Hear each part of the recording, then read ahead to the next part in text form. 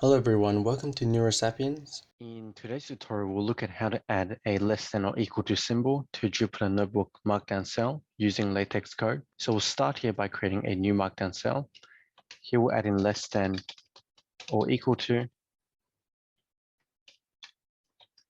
and the LaTeX code here is a backslash followed by LEQ.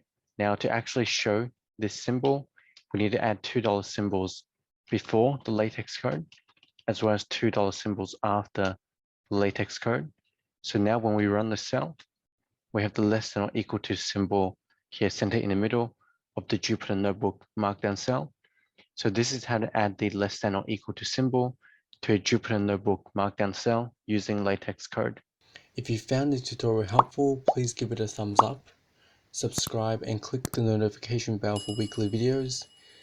Please share the video with anyone who you think would benefit from the content and comment below what topics you would like to learn. If you would like to support this channel and have the means to do so, the best way will be via my Patreon link in the description below. Happy learning and I'll see you in the next tutorial.